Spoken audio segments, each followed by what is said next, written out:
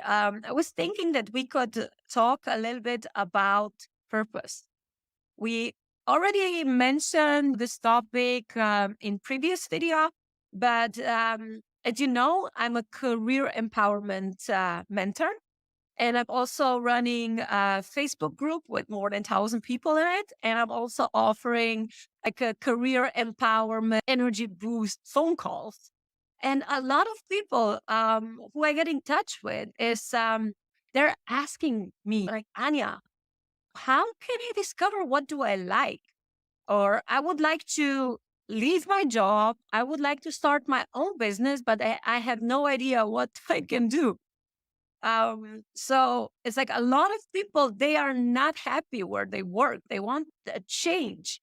And of course, they're going through spiritual awakening. Either they are aware of it or not. But a lot of them, they are. But yeah, what would you suggest? What would be your suggestion to them? Where they can start? Okay.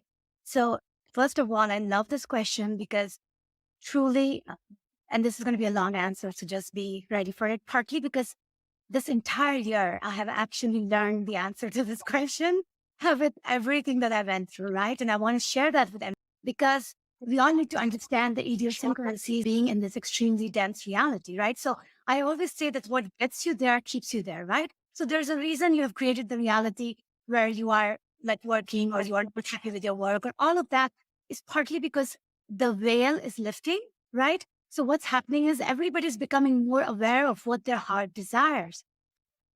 I'll tell you a little bit of my story that I have been on this quest of understanding that what is my purpose and right, what I want to do in this world.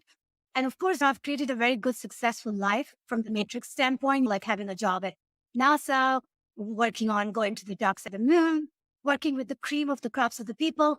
So it makes it even harder for someone like me to kind of really focus on what I really want and how can I integrate that, right? So based on quantum physics, when you change one thing, right, what is the rest? You change everything. So when we keep that in mind, so they all have to keep in mind because it's not going to happen overnight, partly because it took you years, months, days to get where you are, right? So don't get impatient.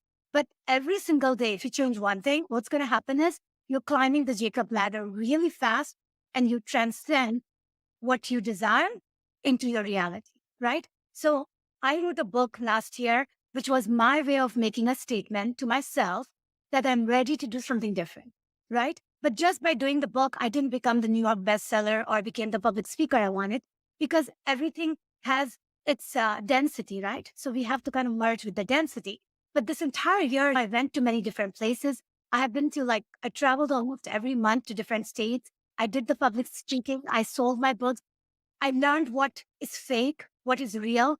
And towards the end of this year, I realized that there's a lot of things in my life that's amazing.